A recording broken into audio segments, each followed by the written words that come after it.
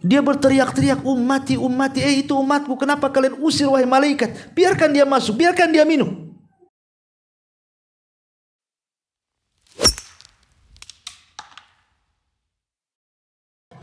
Suratul Kautsar adalah satu di antara surat terpendek dalam Quran.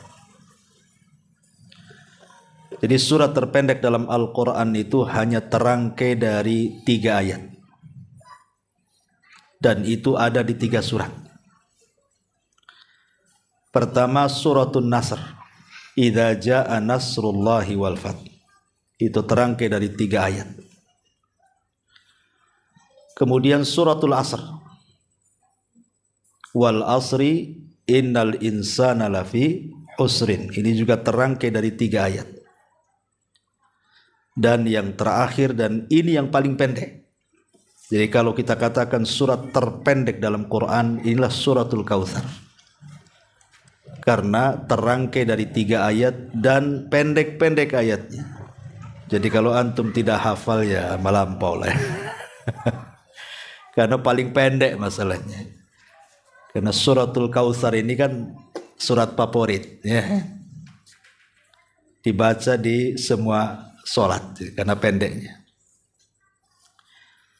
Tapi bukan berarti pendeknya surat Al-Kautsar itu pendek pula maknanya, tidak. Tapi justru kalau kita dalami suratul Kautsar ini, kemana-mana faedah yang kita bisa akan petik di dalamnya. Ma'asyiral muslimin yang dimuliakan Allah Azza wa Jalla, suratul Kautsar ini secara khusus khitabnya kepada Nabi sallallahu alaihi wasallam. Yang diajak bicara itu adalah Allah kepada Nabi, tapi umumnya kepada umatnya. Baik, kita mulai. Allah Subhanahu wa taala berfirman, "Inna a'tayna kal kautsar. Fasalli li rabbika wanhar. Inna syani'aka huwal abtar." Sebelum saya jelaskan kalimat per kalimat, kita akan sebut asbab nuzulnya biasa, supaya nyambung dengan pembahasan. Apa sih sebab turun daripada suratul Kautsar ini? Terjadi silang pendapat tentang asbab nuzul daripada surah Al-Kautsar ini. Apakah dia Makkiyah, surat yang turun sebelum hijrah, ataukah dia Madaniyah, turun setelah hijrah Nabi? Kenapa terjadi silang pendapat? Karena ada silang pendapat tentang asbab nuzulnya. Bagi yang mengatakan suratul Kautsar ini adalah Makkiyah, turun sebelum hijrah. Jadi saat Nabi SAW diangkat menjadi Nabi dan Rasul, di situ Nabi SAW dikaruniakan satu putra kedua, namanya Abdullah. Jadi sebelumnya Rasul punya putra namanya Qasim, tapi belum diangkat jadi Nabi. Tapi Allah takdirkan Qasim meninggal. Dan anak pertama inilah yang jadi kunyah Rasul. Makanya Rasul disebut Abul Qasim. Sebagaimana sabda Nabi SAW, barang siapa yang berpuasa di hari yang diragukan, maka dia telah bermaksiat kepada Abul Qasim. Maksudnya Nabi SAW. Lah ketika Rasul di usia 40 tahun, maka Nabi SAW diangkat menjadi Nabi dan Rasul. Disitulah Allah anugerahkan kepada Khadijah seorang putra yang kedua.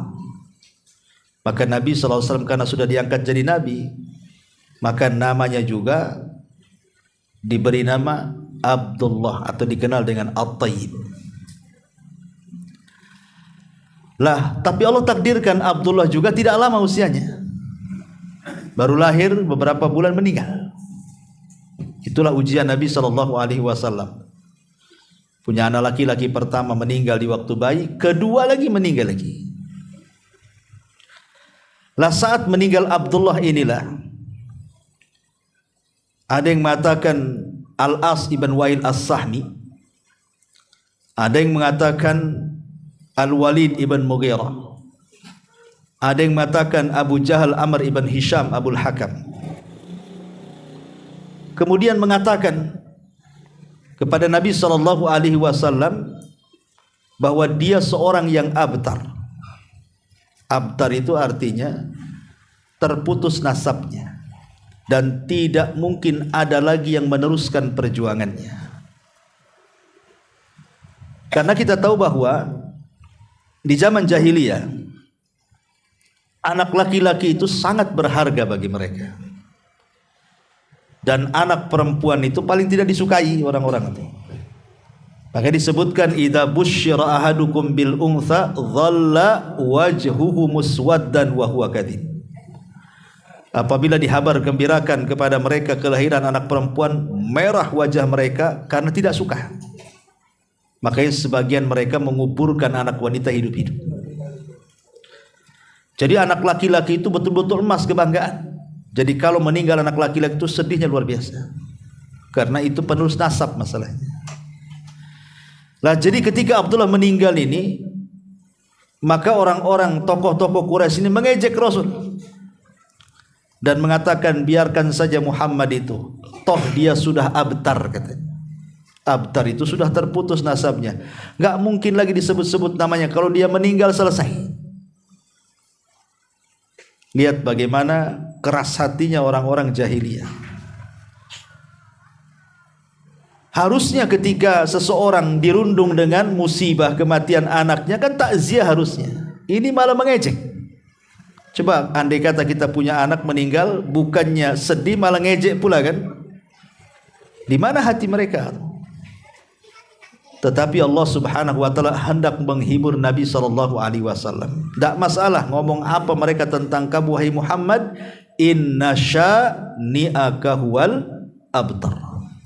Sesungguhnya orang yang benci, mengejek, mengutuk, menghina wahai Muhammad, merekalah yang abtar. Merekalah yang terputus. Merekalah yang hilang nasabnya. Merekalah yang tidak akan disebut-sebut selamanya. Dan menjadi sebuah kenyataan hari ini. Orang-orang yang mengejek Nabi SAW dan mengatakan abtar bahwa Muhammad sudah terputus, tidak mungkin lagi disebut-sebut, justru hari ini terbalik. Allah katakan wa rafa'na laka dzikra, kami angkat penyebutanmu wahai Muhammad di alam semesta ini. Sekarang siapa yang disebut-sebut di dunia? Abu Jahal ataukah Khalid Al-Walid ibn Mughirah atau Al-Wa'il ibn Sahmi? Tidak ada yang disebut kecuali untuk menjelek-jelekan. Kalau disebut Abu Jahal pasti konotasinya buruk. Ya. Sekarang kita saksikan bagaimana nama Nabi SAW diangkat tinggi-tinggi oleh Allah. Saat azan dikumandangkan tersebut nama Nabi. Saat qomat dikumandangkan tersebut nama Nabi. Saat bersolawat tersebut nama Nabi. Saat solat, lagi solat pun tersebut nama Nabi dalam tasyahud. Nama Nabi itu Muhammad SAW nama terbanyak yang disebut di alam semesta. Mau di ujung benua Asia, mau di ujung benua Afrika, mau di ujung benua Eropa, sebutkan nama Muhammad itu terbanyak. Bahkan orang kafir sendiri banyak nama mereka Muhammad. Bahkan orang kafir sendiri berani memberi nama anak mereka sebagai Muhammad, padahal dia bukan Muslim. Ya. Karena nama itu menjadi nama yang ditinggikan oleh Allah Subhanahu wa taala. Sebaliknya Abu Jahal. Abu Jahal tidak ada nama Abu Jahal kecuali Abu Jahal di zaman Nabi. Ada sekarang punya anak kemudian dikasih nama Abu Jahal? Ada? Hah? Ada? Siapa anaknya? Abu Jahal, Ustaz? Nggak ada. Nggak ada. Abu Jahal itu cuma satu di zaman Nabi. Hatta orang musyrik hari ini nggak berani ngasih nama anaknya Abu Jahal. Nggak ada. Itulah abtarnya mereka, terputusnya mereka. Justru nama Rasul diangkat. Ya. Makanya Allah Subhanahu wa taala katakan inna syani'aka huwal abtar. Mereka yang mengejek, mereka yang terputus. Kenapa demikian? Apa rahasianya? Karena Nabi SAW itu bukan sekedar bapa untuk anak-anaknya saja, ikhwan. Dia bukan bapa untuk Qasim, Abdullah, Zainab, Ruqayyah, Ummu Kulthum, Fatimah, bukan hanya untuk anak-anaknya saja. Tapi Rasul itu bapak bagi umatnya, termasuk bapak kita semuanya. Makanya istri-istri Nabi disebut Ummul Mukminin, ibunya orang-orang yang beriman. Berarti Rasul bapaknya orang-orang yang beriman. Ya. Ma'asyiral muslimin yang dimuliakan Allah Azza wa Jalla, dari segi inilah maka sebagian ulama tafsir mengatakan bahwa karena peristiwanya di Mekah sebelum hijrah, makanya suratul Kautsar itu disebut Makkiyah. Tapi yang berpendapat bahwa suratul Kautsar itu madaniyah, turun setelah hijrah, karena ada ayat fasalli li rabbika wanhar, salatlah engkau untuk Rabbmu dan berkurbanlah. Syariat kurban tidak ada di Mekah. Syariat kurban itu ada di Madinah. Karena syariat kurban dan Idul Adha itu terjadi pada tahun 2 Hijriyah. Artinya 2 tahun setelah hijrah. Ya, setelah Idul Fitri, kemudian Idul Adha, dan ada pensyariatan kurban. Jadi Nabi SAW 9 kali kurban dalam seumur hidupnya. Karena disyariatkan tahun kedua Hijriyah dan Rasul wafat tahun 11 Hijriyah. Berarti Rasul sholat Idul Adha dan kurban itu 9 kali. Dan Rasul tidak pernah meninggalkan kurban. Dari segi ini suratul Kautsar itu disebut madaniyah. Baik, terlepas daripada asbab nuzul, apakah dia makkiyah ada madaniyah, kita akan coba gali ayat per ayat daripada suratul Kautsar ini. Ma'asyiral muslimin yang dimuliakan Allah Subhanahu wa taala, di sini Allah mengatakan inna a'tayna kal kautsar, sesungguhnya kami, kata Allah, telah memberikan kepada Muhammad al-Kautsar. Kautsar itu dalam bahasa Arab disebut sighah muntahal jumu' namanya. Kalau antum belajar bahasa Arab, ada namanya jama' taksir. Ya, ada sighah muntahal jumu'. Kita tahu bahwa kalimat katsir dalam bahasa Arab itu artinya banyak. Hadza katsir, ini banyak sekali. Ya. Tapi kalau al-Kautsar bukan banyak lagi, banyak gitu istilahnya. Banyak. Kalau ada orang Jawa itu kalau nekan-nekan tuh pakai buah-buah gitu ya. Bukan banyak lagi, banyak lagi gitu. Itu kal-Kautsar namanya. Kalau banyak saja katsir bahasa Arabnya. Tapi kalau banyak sekali al-Kautsar dari segi bahasa. Ya. Apa yang dimaksud al-Kautsar di sini? Artinya kenikmatan yang begitu banyak yang Allah anugerahkan kepada Nabi. Inna a'tainakal kautsar, sesungguhnya kami ya Muhammad telah memberikan kepadamu kenikmatan yang begitu banyak. Itulah makna bahasanya. Di sini Allah Subhanahu wa taala muliakan dengan kalimat inna, sesungguhnya kami. Lah Allah kan satu. Kami ini biasanya untuk orang banyak. Ya kan? Kami semua artinya ya orang banyak kalau kami kan. Sementara Allah itu kan satu. Kenapa disebut kami? Ulama tafsir mengatakan bahwa kalimat nahnu, kami, dalam bahasa Arab itu li ta'zim, untuk mengagungkan, bukan menunjukkan banyak, bukan. Jadi kalimat inna, sesungguhnya kami di sini artinya li ta'zim, untuk mengagungkan sesuatu. Kalau Al-Quran menyebut dengan kalimat nahnu, kami, berarti menunjukkan bahwa ayat setelahnya bicara tentang perbuatan Allah. Tapi kalau seandainya dimulai dengan kalimat ana, aku atau saya, gitu ya, itu biasanya kalimat setelahnya bicara tentang zatnya. Itulah perbedaannya. Kalau pakai saya berarti Allah sedang bicara zatnya sendiri. Seperti Allah mengatakan dalam Al-Quran, innama ana. Gimana itu? Nabi Musa alaihi salatu wassalam ketika berdialog dengan Allah Azza wa Jalla. Innani ana Allah. Sesungguhnya saya adalah Allah, Tuhan. Tapi kalau dengan menggunakan kata ganti nahnu kami, berarti Allah sedang bicara soal perbuatan yang tidak mungkin bisa dilakukan manusia. Hanya Allah saja. Seperti Allah mengatakan inna nahnu nazzalna dzikra. Sesungguhnya kami turunkan Al-Quran. Tidak ada yang bisa menurunkan Quran kecuali Allah. Ya. Sama juga di sini. Inna a'tainakal kautsar. Hanya Allah yang akan memberikan Al-Kautsar. Tidak ada manusia memberikan Al-Kautsar. Hanya Allah saja. Apa Al-Kautsar di sini? Inilah yang menjadi tafsir para ulama. Pendapat pertama, maksud Al-Kautsar di sini artinya Allah Subhanahu wa taala memberikan kepada Rasul umat terbaik dibandingkan umat-umat Nabi sebelumnya terhadap nabinya.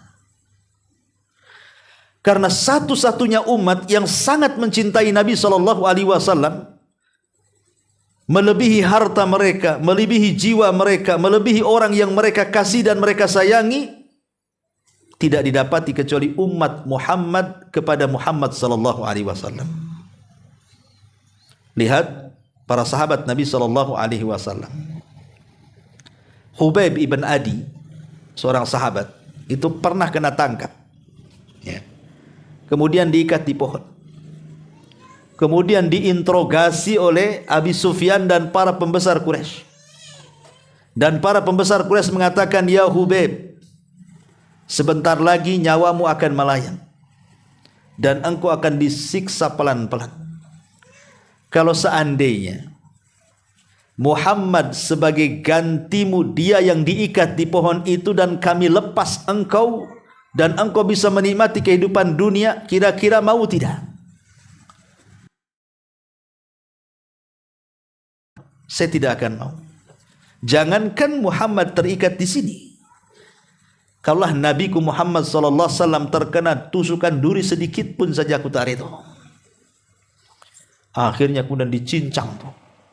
Dipotong tangannya, dipotong kakinya, dipotong kepalanya.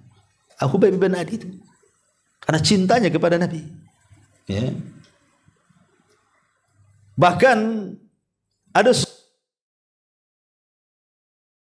Tsaqafi mengatakan bahwa Nabi SAW itu apabila meludah, maka ludahnya ditangkap oleh sahabat, kemudian akan diusap-usap di badan mereka. Tabarruk, mencari berkah. Ya. Tapi ini khususnya Nabi. Ludah saya jangan dibuat kayak gitu. Antum kalau pakai ludah saya, nular penyakitnya. Nular ilmunya gak apa-apa, nular penyakitnya masalah gitu. Jadi ludah Nabi itu jadikan tabarruk. Kalau Nabi SAW wudu, itu bekas air wudunya mau perang sahabat itu, diambil berkahnya. Kalau Nabi ngomong tidak ada yang berani ngomong. Pokoknya Nabi itu dihargai luar biasa. Dan itu belum pernah ada orang yang mengagungkan seorang Nabi melebihi para sahabat mengagungkan Nabi SAW. Dan itu Al-Kautsar bagi Nabi. Itulah kenikmatan yang luar biasa bagi Nabi. Allah pilihkan sahabat-sahabat setia yang tidak sesetia sahabat Nabi Musa kepada Musa atau sahabat Nabi Isa kepada Isa. Lihat kalau kita cerita kisah Bani Israel itu. Bani Israel ini sampai ke orang-orang pilihannya, itu mereka terkadang tidak menghargai nabinya.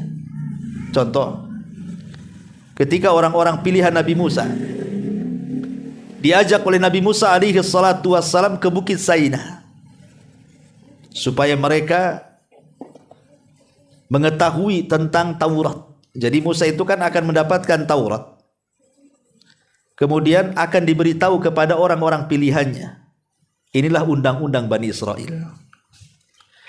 Setelah Musa kemudian mendahului kaumnya 40 malam, Taurat kepada Musa. Ketika Taurat itu sudah di tangan, 70 orang pilihan Nabi Musa, oleh Musa dikasih tahu, ini undang-undang kalian Taurat. Apa kata mereka? Kami enggak percaya bahwa ini kalamullah. Kami harus melihat betul-betul Tuhan wahai Musa baru kami percaya. Minta dilihat. Allah itu minta diperlihatkan sama mereka. Mereka ngancam kepada Nabi Musa apa? Lan nu'mina laka hatta narallaha jahratan, katanya. Hei Musa, kami tidak akan beriman baik kepadamu atau kepada Taurat ini sampai kau tampakkan Tuhanmu di hadapan saya, katanya. Di hadapan kami. Karena mereka lancang. Fa akhadhatkumus sa'iqatu. Allah kirim halilintar. Menyambar 70 orang pilihan, mati semua. Coba bayangkan. Mati semua, kurang ajar mereka. Tapi Allah masih kasihan. Allah hidupkan lagi. Saya bayangkan. Habis dimatikan dihidupkan lagi. Saya bayangkan ya. Itulah enaknya Bani Israel. Habis kurang ajar dihidupkan lagi kan itu. Barulah mereka sadar. Tidak ada umat Rasul seperti ini. Sahabat Nabi tidak ada yang kayak gini.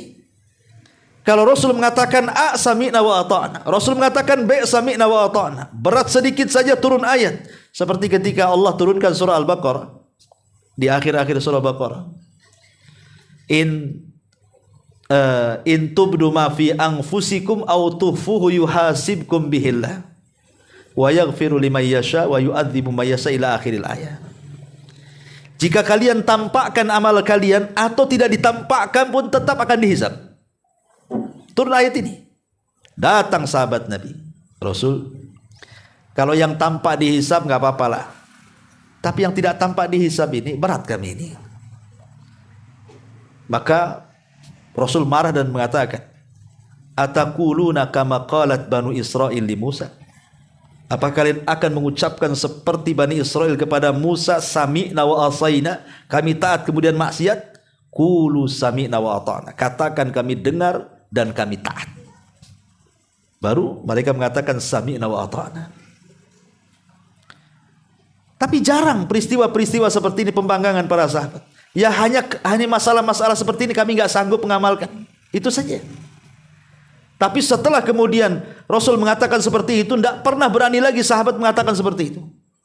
Mereka mengatakan sami'na wa ata'na. Dan itulah kata kunci yang dimiliki para sahabat apabila Allah dan Rasulnya merintahkan sesuatu. Sebagaimana Allah mengatakan, innama kana qaulul mu'minin idza du'u ilallahi wa rasulihi liyahkuma bainahum an yaqulu sami'na wa ata'na.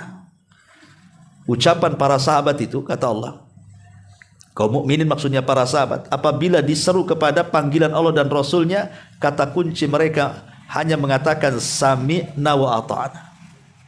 Dan ini nikmat luar biasa. Rasul diberikan sahabat-sahabat setia. Dari mulai beberapa orang di Mekah, kemudian berkembang di Madinah, akhirnya bisa mengalahkan kota Mekah, kemudian mengalahkan orang-orang Yahudi, kemudian akhirnya melebar, sampailah di rumah ini. Ini nikmat yang Allah berikan kepada Rasul. Jadi Al-Kautsar itu Allah pilihkan kepada Rasul umat terbaik. Para sahabat Nabi SAW dan orang-orang yang mengikuti mereka dengan baik. Ma'asyiral muslimin, makanya kita lihat di zaman sekarang saja, jangan pernah singgung Nabi kita, maka akan bergerak umat Islam walaupun tidak sholat. Walaupun tidak sholat marah dia ya, aku gini-gini, tatoku berkilat-kilat di badan, jangan hina nabiku, katanya. Begitu ya kan. Kita sering mendengar di masyarakat kan, jangan coba-coba hina nabiku ya. Artinya apa? Bergerak umat Islam tuh kalau dihina nabinya, padahal mereka sendiri tidak pernah ngikut sunnah. Kewajiban Allah aja tidak dilaksanakan, tapi kalau disentuh nabinya bergerak umat Islam tuh. Luar biasa. Ini yang disebut Al-Kautsar namanya. Allah berikan umat seperti itu, bisa bergerak kalau dia disentuh. Ini penafsiran yang pertama. Al-Kautsar itu umat terbaik. Yang kedua, ada penafsiran Al-Kautsar itu maksudnya Allah Subhanahu wa taala memberikan kepada Rasul ini dan juga kepada umatnya amal-amal saleh yang kalau dikerjakan terlipat ganda pahalanya. Atau dengan kata lain, Allah berikan syariat-syariat ringan tapi memiliki pahala besar. Dan itu Al-Kautsar namanya, kenikmatan besar. Ya. Logikanya begini, ikhwan. Sering saya katakan pada antum, umat dulu itu usianya panjang-panjang. Ya, Nabi Nuh saja usia dakwahnya 950 tahun. Gimana usia dirinya?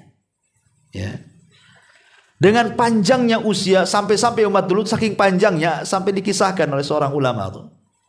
Jadi ada seorang ibu menangis gara-gara kematian anaknya. Menangis di kuburan. Ya. Jadi ditanya, "Kenapa engkau wahai ibu kok bisa menangis di kuburan ini?" Dia mengatakan, "Anak putriku baru meninggal." Kemudian orang ini mengatakan, "Berapalah usia anak putrimu itu?" Dia mengatakan 60 tahun katanya. Anak putrinya 60 tahun. Zaman sekarang nenek-nenek lah 60 tahun. Ya. Jadi 60 tahun itu masih anak-anak tuh. Coba bayangkan. Dia mengatakan 60 tahun itu bisa digunakan untuk sujud satu kali itu kalau zaman dulu tuh. Karena umat dulu itu usianya panjang-panjang. Artinya yang ingin saya katakan adalah ketika umat dulu itu panjang-panjang usianya, otomatis kesempatan beramal soleh itu banyak karena usianya panjang. Ketika ada kesempatan beramal soleh itu panjang, berarti kesempatan mengumpulkan pahala itu terbuka lebar. Karena usianya panjang, ada kesempatan beramal, berarti ngumpulin pahala gampang. Tapi kalau usianya pendek seperti umat Rasul ini kan pendek usianya, berkisar 60 sampai 70 tahun saja, sedikit yang melewati itu. Sehingga pendeknya usia itu untuk mengumpulkan amalan sebanyak mungkin kan tidak bisa karena terbatasi usia. Sehingga untuk mengumpulkan pahala banyak pun tak bisa karena terbatasi amal solehnya. Tapi dengan keadilan Allah, walaupun umat Islam umat yang pendek usianya, umat dulu itu panjang-panjang usianya, tapi Allah berikan amalan-amalan yang bisa menjangkau amalan umat dulu. Contoh, Allah mengatakan inna anzalnahu fi lailatul qadr. Wa ma adraka ma lailatul qadr, lailatul qadri khairum min alfi syahrin. Satu malam sama dengan 1000 bulan alias 84 tahun. Jadi kalau kita mendapatkan per Ramadan Lailatul Qadar hanya satu malam saja, seolah-olah kita punya usia 84 tahun dan kita habiskan beribadah. Nanti Ramadan berikutnya dapat lagi Lailatul Qadar kali 80 tahun, 84 dapat 84 tahun lagi. Tahun depannya lagi dapat Lailatul Qadar. Sepanjang usia kita, umpamanya balik 15 tahun. Sekarang usia antum ada yang 40-50 tahun, setiap tahun dapat Lailatul Qadar, seolah-olah kita sama usia kita dengan orang dulu tuh. Dan kita habiskan untuk ibadah. Ini Kautsar namanya. Ya, inilah nikmat Allah yang besar. Di mana umat Islam itu terkadang diberikan oleh Allah amalan-amalan ringan tapi pahalanya segunung. Contoh umpamanya sekarang nih, kita berada di 10 awal bulan Dzulhijjah. 10 awal bulan Dzulhijjah ini adalah hari terbaik di dunia. Ketika Nabi SAW mengatakan ma min ayyamin al-amalu salihu fiha ahabbu ilallah min hadhil ayyamil ashri. Qila ya Rasulullah walal jihadu fi sabilillah. Qala walal jihadu fi sabilillah illa rajulun kharaja bi nafsihi wa mali wa lam yarji min dzalika bi syai'in. Kata Rasul, tidak ada hari-hari yang amal soleh dilakukan padanya lebih dicintai Allah dibandingkan orang yang beramal soleh di 10 awal bulan Dzulhijjah. Bayangkan, tidak ada hari-hari setahun yang amal soleh lebih dicintai oleh Allah dibandingkan amal soleh yang dilakukan di 10 awal bulan Dzulhijjah. Bayangkan, berarti menunjukkan bahwa 10 awal bulan Dzulhijjah itu hari-hari terbaik dalam setahun. Tidak ada hari-hari terbaik dalam setahun kecuali orang beramal soleh di 10 awal bulan Dzulhijjah. Sahabat bertanya, apakah amal soleh yang dilakukan di permulaan bulan Dzulhijjah kalau saya amalkan itu sebanding dengan jihad wahai Rasul? Kata Rasul, tidak.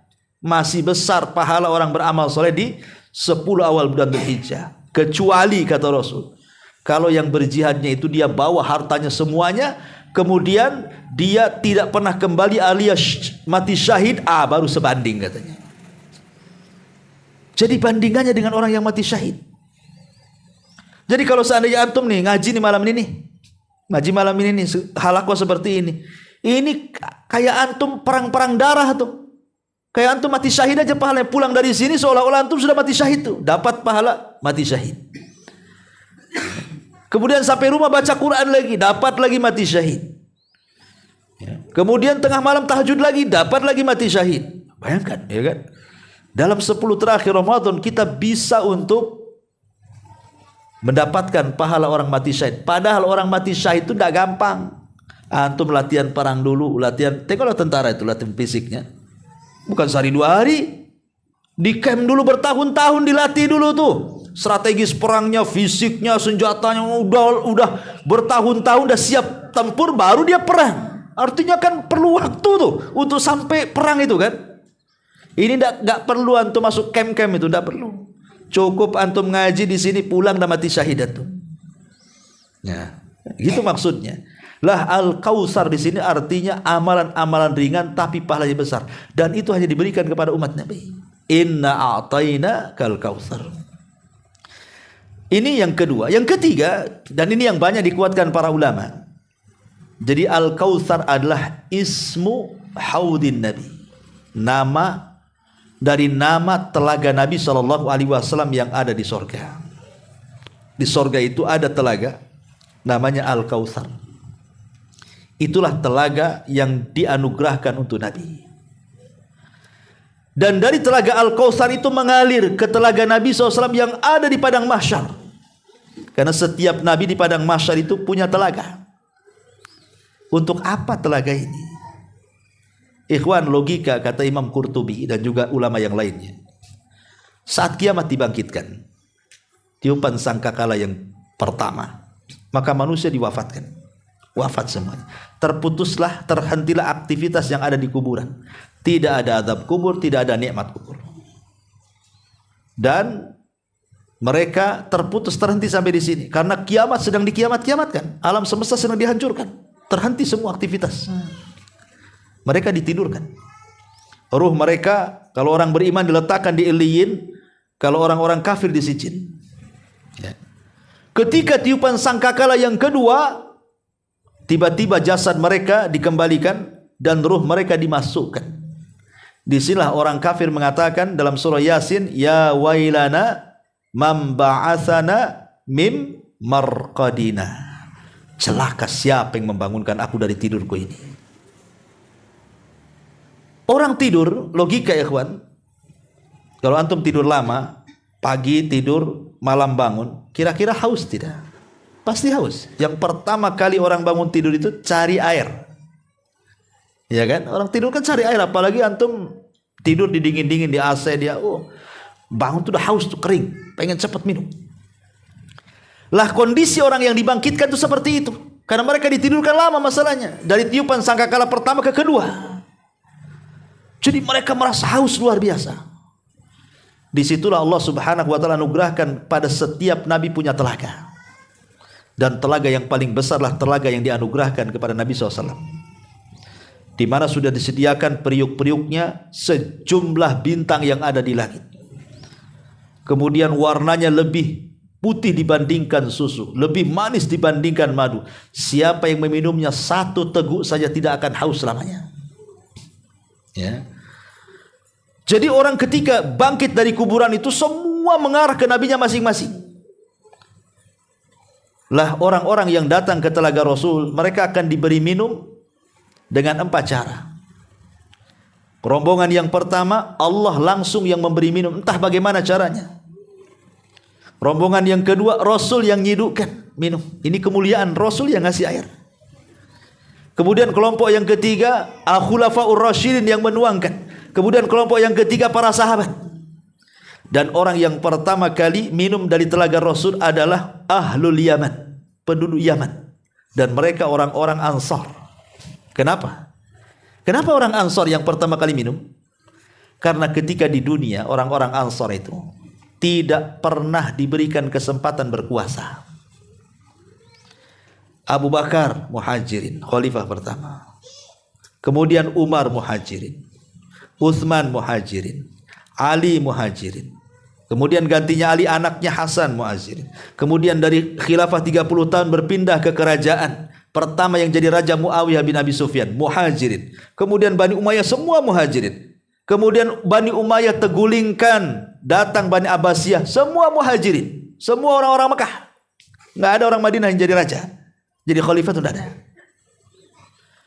Makanya Nabi SAW memberikan hiburan kepada orang-orang Ansar karena mereka tidak pernah berkuasa, tidak pernah jadi raja, tidak pernah jadi khalifah. Ya, kata Rasulullah, kalian kelak akan mendapatkan para pemimpin yang akan mengambil hak-hak kalian. Mereka mengambil hak kalian, tapi kalian tidak bisa mengambil hak mereka. Tetapi kata Rasul, isbiru hatta talqauni ala haudi, sabar kalian sampai kalian akan dapati di telagaku. Itulah al-jaza min jinsil amal. Ketika orang-orang Ansar tidak diberikan kedudukan di dunia, tapi dia orang yang pertama mendapatkan kedudukan di telaga Nabi. Ya. Orang-orang Ansar tuh. Ya, Muhajirin, orang-orang Yaman. Ya. Lah ma'asyiral muslimin yang dimuliakan Allah Azza wa Jalla, rupanya tidak semua umat Rasul itu meminum telaga Nabi. Ada pula orang-orang itu yang tidak meminum telaga Nabi, bahkan diusir malaikat. Diusir. Nggak boleh masuk ke areal telaga Nabi. Nabi ini penyayang umatnya. Dia berteriak-teriak, ummati, ummati, itu umatku, kenapa kalian usir wahai malaikat? Biarkan dia masuk, biarkan dia minum. Tetapi kemudian datang suara dari langit dan mengatakan, ya Muhammad, innaka la tadri ma ahdatsu ba'daka innahum ghayyaru wa baddal. Muhammad, kau tidak tahu apa yang terjadi dengan umatmu. Mereka sudah mengganti-gantikan sunnahmu. Mereka sudah jauh dari petunjukmu. Biarkan mereka, tidak perlu minum dari telagamu. Kata para ulama, siapa orang-orang yang tidak memakan dari telaga Rasul, tidak minum dari telaga Rasul? Pertama, ada yang mengatakan mereka adalah orang murtad, yang tadinya sudah jadi umat Rasul malah murtad, tidak akan minum. Yang kedua, orang yang tidak minum adalah orang-orang yang melakukan bid'ah, jauh dari petunjuk Nabi, baik mengurangi ataupun menambah. Kemudian yang ketiga, mereka orang-orang yang murtakibul kabirah, yang gemar melakukan dosa besar. Mereka tidak akan minum dari telaga Nabi SAW. Inilah tiga kelompok yang jelas tidak akan minum. Ya, orang-orang murtad, ahli bid'ah, kemudian orang-orang yang gemar melakukan dosa besar. Mereka akan dijauhkan dari telaga Nabi. Padahal efek minum telaga Nabi itu sangat luar biasa. Karena selepas itu mereka akan berkumpul di padang mahsyar, matahari didekatkan 1 mil, keringat bercucuran, panasnya luar biasa, pasti kehausan. Tapi siapapun yang minum dari telaga Rasul tidak akan kehausan dia. Itulah faedahnya. Ya. Dan telaga ini adalah nikmat Allah yang Allah anugerahkan kepada Rasul. Inna a'tayna kal kautsar. Sungguhnya kami berikan kepadamu ya Muhammad al-kautsar, telaga yang luar biasa. Baik. Kemudian Allah mengatakan sikit-sikit aja, kalau dibentangkan nggak selesai. Allah mengatakan fasalli li rabbika wanhar. Salatlah untuk Rabbmu dan sembelihlah. Kalimat fasalli li rabbika wanhar, setelah Allah Subhanahu wa taala katakan inna a'tainakal kautsar, artinya Allah Subhanahu wa taala hendak menyuruh kepada Rasul seolah-olah begini, Muhammad, aku sudah berikan kau banyak nikmat, sekarang kau bersyukur. Dengan cara apa? Salat dan berkurban.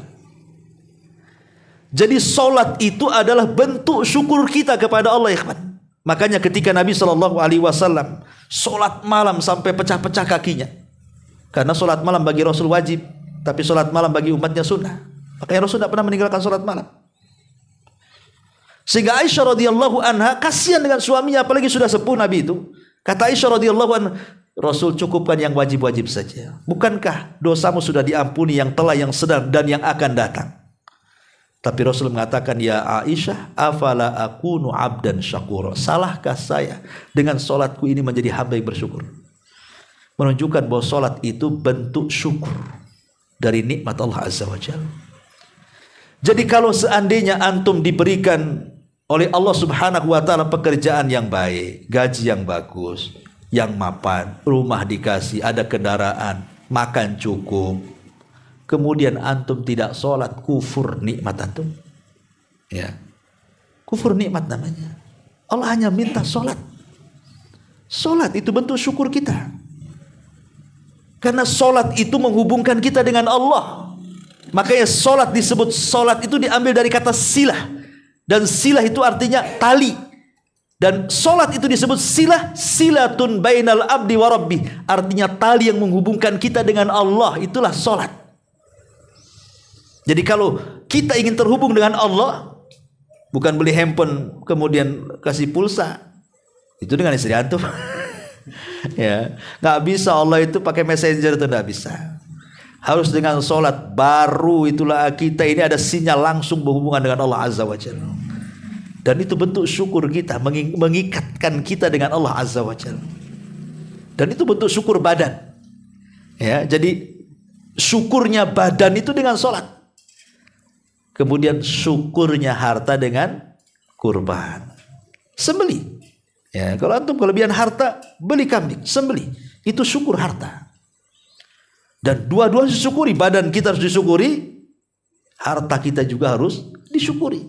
Fasalli li rabbika wanhar. Salatlah untuk Rabbmu, maknanya salat Idul Adha, dan berkorbanlah, maksudnya kurban setelah Idul Adha. Ya.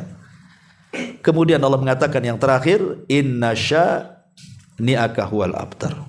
Yang membencimu ya Muhammad, mereka lah yang terputus. Terputus penyebutannya. Tadi saya sudah katakan di mukaddimah, tidak ada musuh-musuh Nabi SAW di zaman Rasul yang dipuji-puji hari ini.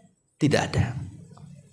Kalaupun mereka menceritakan kisah Abu Jahal, Abu Lahab, dan musuh-musuh Rasul, itu dalam rangka celaan, bukan dalam rangka pujian.